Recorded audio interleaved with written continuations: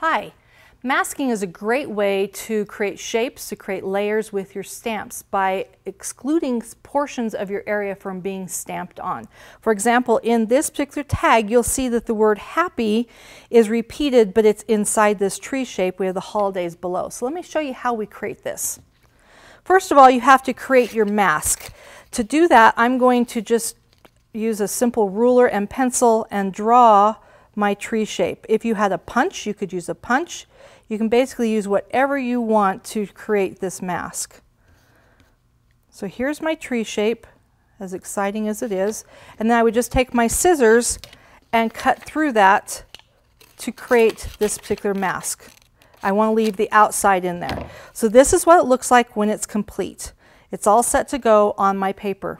So once you have your mask created, I'm going to take this and I'm going to place it on my tag that I'm going to create, and I'm going to stamp the word holidays first. Now I've already put this on my acrylic block, so it's set to go. I'm going to ink it with the black, and the reason why I have the mask there is so I kind of know where the bottom of that tree is.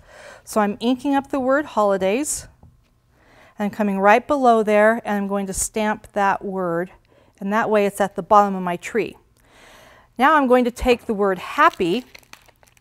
Again, I'm peeling it off of my acrylic sheet. I'm going to put it on my stamp block, and I'm going to start by doing a red happy so I know that that's in the position I want it to be in. So I'm going to ink up the word happy, and this is a great example to show you sometimes you push too hard into it and you'll see that you get ink on the part around it, and I don't want that to show up on my card, so I'm just using my fingers and cleaning off that little bit of ink.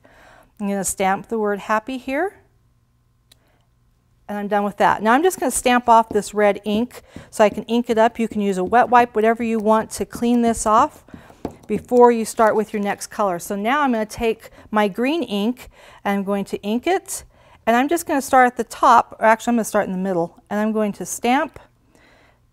And notice that my mask is protecting my tree shape so that I can create whatever kind of shape I want without interfering with the rest of my paper.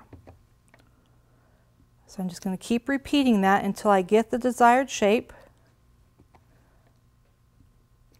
When I'm done, I take off the mask, and now you can see I have my tree. So I can finish accenting this, trim it to whatever size I want, but you'll see that I've repeated that word happy and I haven't stamped outside of that tree shape.